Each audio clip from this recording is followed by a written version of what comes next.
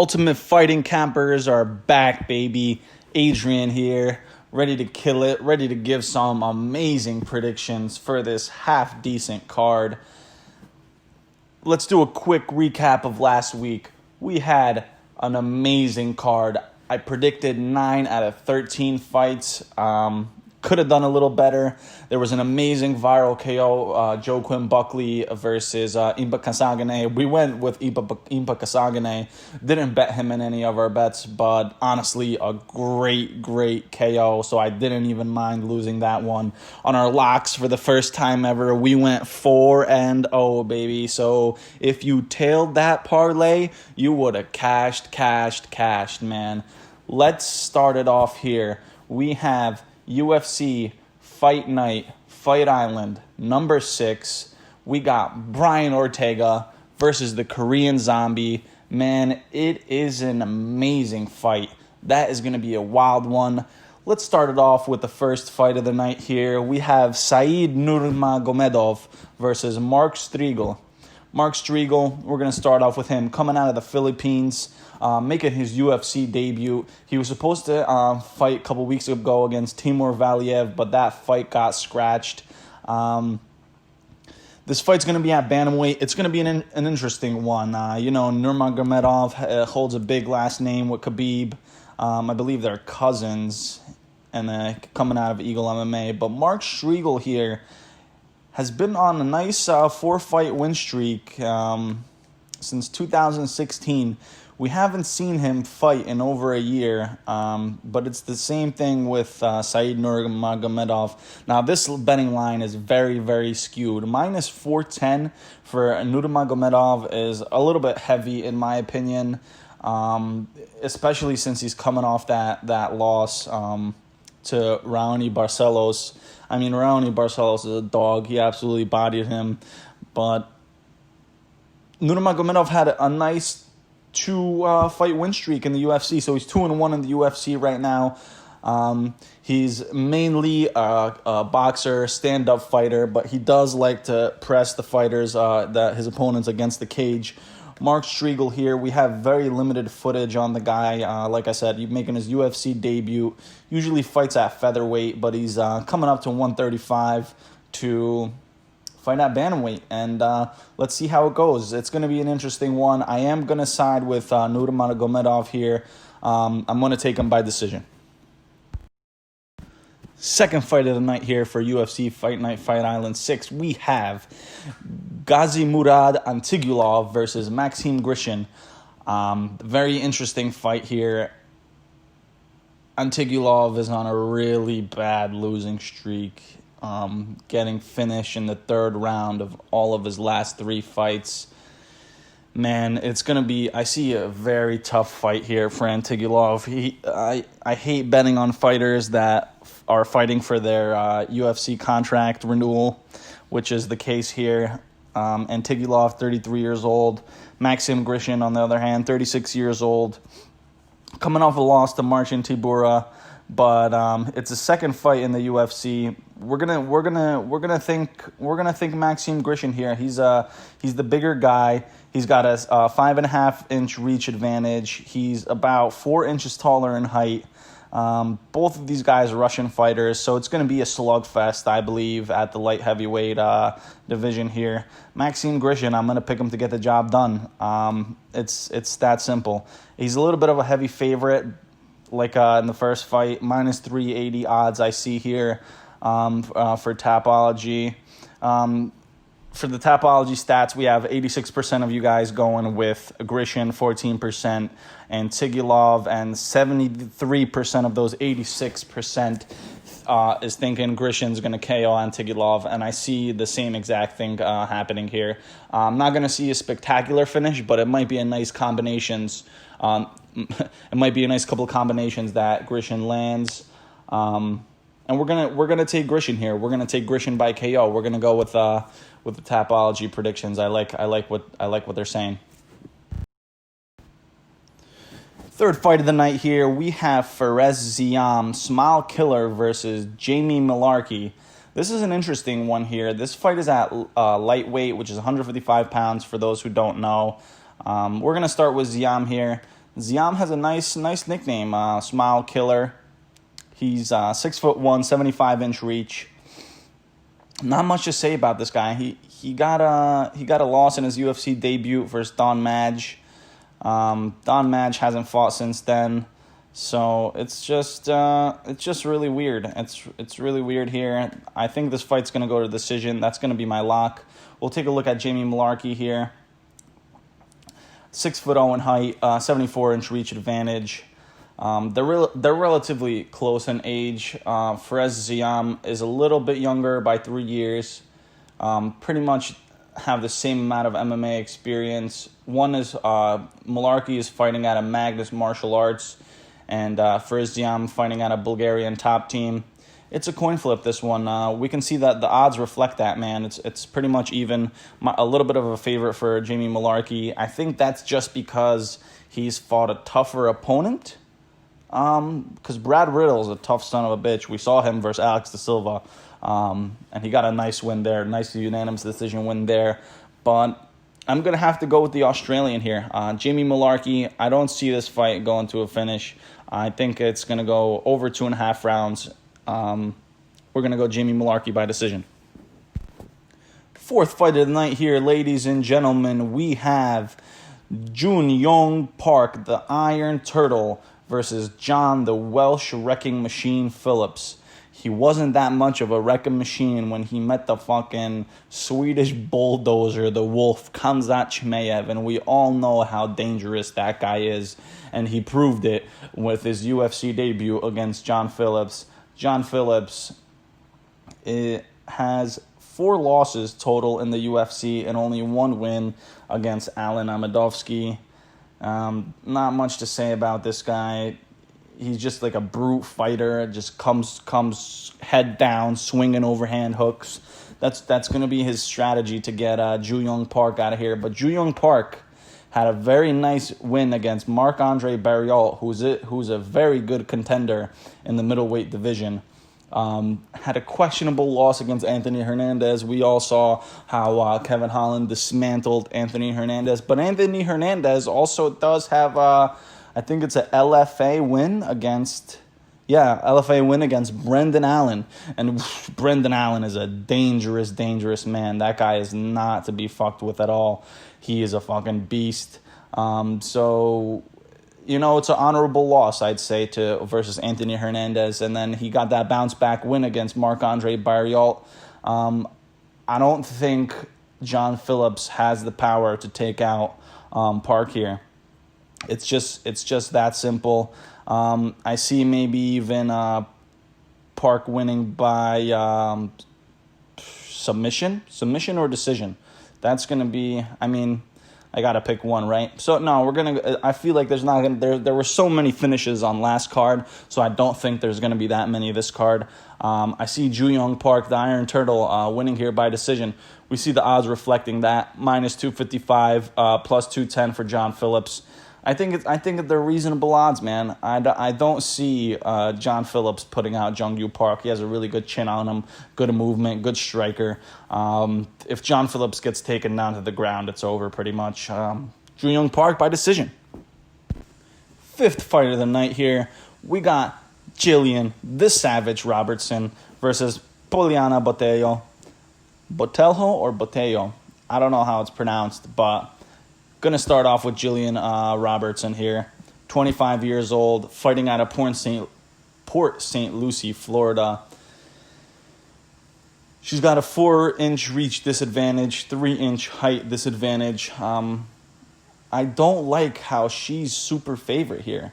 I don't see what really makes her stand out against. Maybe I'm just not looking at this fight correctly, but I don't see what makes her stand out against my girl Poliana here. Poliana, decent record inside the UFC, 3-1 with that one bad loss to Cynthia Calvillo, but Cynthia Calvillo has recently showed us how good she really is in this women's flyweight division. I think Poliana is a very live dog at plus 200. Jillian Robertson trains out of American Top Team. You know the top goats training out of American Top Team. But the Brazilian women's fighters, man, I think they have, like you can see, Amanda Nunes, Mackenzie Dern, just to name a few off the top of my head. They are tough girls, man. And that's why I'm going to go with Poliana Botelho here. I might even take her to finish Jillian Robertson in the second round with the head kick. So we'll see how that goes. TKO, Poliana Botelho. Here's my fight of the night, people. Mateusz Gamrot versus Guram Kutateladze. Kutateladze. Whatever. Let's start with Guram. Trains with the dangerous man, Khamzat Chimaev. Both of them have been living at the TriStar gym in Sweden for about 4 years now. I remember watching a quick walkthrough, and literally their bedrooms are next to each other, and they walk downstairs, and the fucking gym is there. So these guys basically live, breathe, and eat and sleep in the gym. So it's actually crazy. Looking on the other hand here, Mateusz Gamrot, absolute perfect record, 17-0. He's a dangerous man, dangerous ground game, has most of his wins via ground and pound. You know, he's been doing this for a while. He's a sick fucking man. He's a sick fighter. Pretty much, we don't know anything about Guram's reach. This is his UFC debut. But this guy has serious fucking power, man. He's Georgian, so we saw Giga Chikadze, who also is Georgian. They have that fucking power, man, and I think it's gonna be able to take that 0 and make it a 1. And I hate to say it, but I think I'm gonna go with Guram here, and it's just a shame because I think Mateusz Gamrot is fighting against. He was supposed to fight against Mustafayev. Let me just double check this to make sure that I'm not giving out fake news over here. Magomed Mustafayev, that fight was supposed to go down, but it got canceled, and Guram stepped in. I think it was Guram has been getting hyped up by Khamzat Chimaev recently. He's been trying to push for Dana White to give him a fight, and what happened? Guram got a fight. If this fight goes to decision, I will say Gamrot will most likely have the cardio and pace to outdo Guram, but I just see Guram exploding here in the first round. I see him wanting to make a statement in the UFC. He's a live dog at plus 250. You can even get him at close to plus 290 if you want. It's a nice sprinkle and a couple parlays for that odds boosters to get the heavier payout. And if you even take him by KO in the first round, I think it's like plus 1,200 or something. So we're going to go with Guram Kutateladze to finish Mateusz Gamrot in the first round. I think it's going to be something spectacular. It might be like a flying knee or an elbow or something, but yeah, that's my prediction. And we have the fight to open up the main card. Men's featherweight, Thomas Almeida versus Jonathan Martinez. Let's start with Jonathan Martinez here. Jonathan the Dragon Martinez. 12-3, 69.5 reach, height 5 foot 8 inches. He had a very crazy KO against Frankie Saints. Very, very insane flying knee KO. I bet against Jonathan Martinez in that fight. I won't do it again, I promise you that. Thomas Almeida here. He's on a 2-fight losing streak. Decent losses, though. Rob Font, he fights with Calvin Kattar. Trains with Calvin Kattar over there in New England, and they're doing it good. You can see Calvin Kattar moving his way up the ranks, running through fucking the division.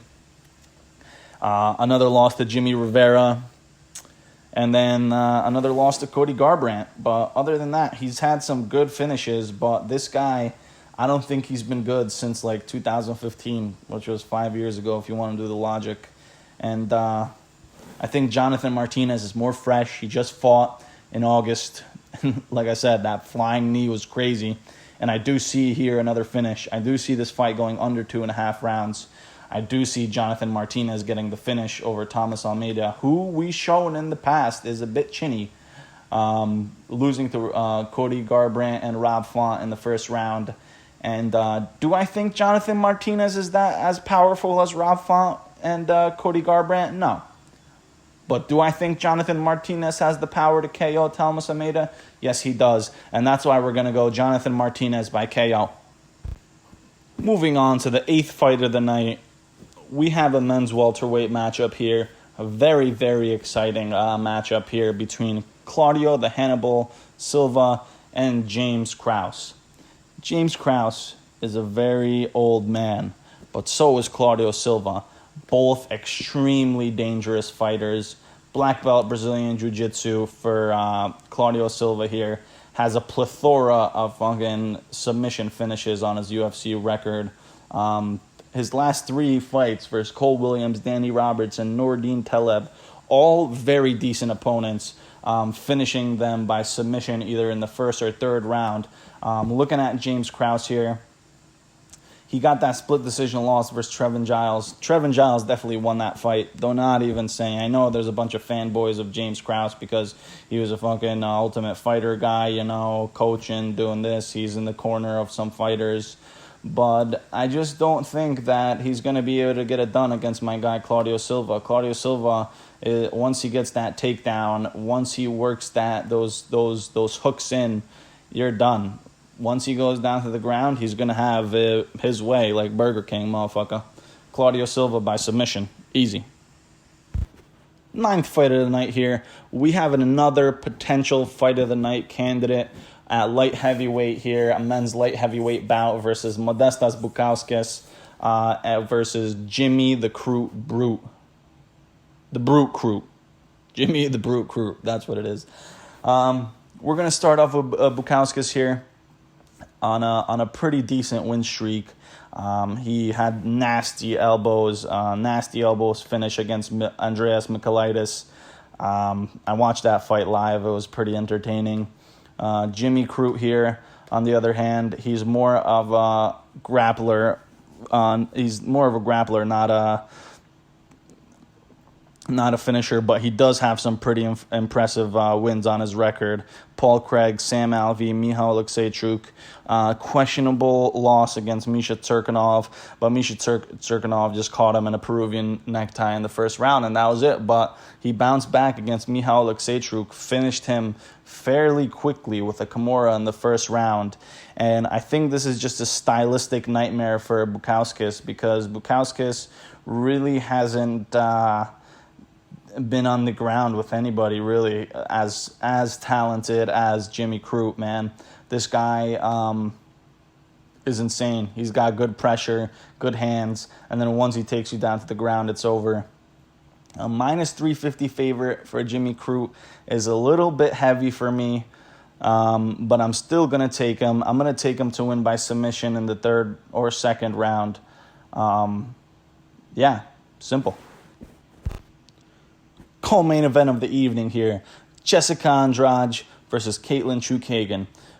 Very interesting matchup here. This is going to be a very good fight. I usually don't say that for women's MMA, but I am actually very intrigued about how this is going to end. I liked how Jessica Andrade, even though she lost against her last fight against Rose Namajunas, it went very well. Arguably, people are saying that she could have snugged that third round and won the fight. But in my opinion, Rose is the deserved winner. But I honestly thought Rose was going to smoke her, and that was a lot closer than I expected. On the other hand here, we have Caitlin, the blonde fighter, Chookagian, Jersey girl, represent. She bounced back against her loss versus Valentina Shevchenko. Was just murder. That was just murder. Valentina Shevchenko, we can tell, levels above Chookagian and pretty much everyone else in the division except like Weili Zhang.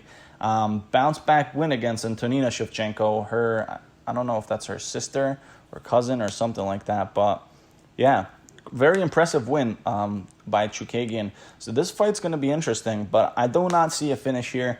If you're betting the fight, bet over 2.5 rounds. That's going to be one of my locks that I'll show you later in the video.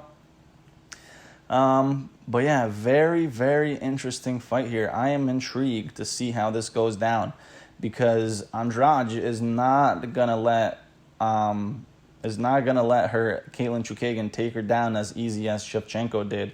Chukagian basically laid on Shevchenko for 3 rounds and did some nice ground and pound, nice damage, and grinded out the decision win. But Andrade is going to look to keep this standing and use her striking and kickboxing ability to try to finish Caitlin Chukagian. But Caitlin Chukagian has a pretty good chin.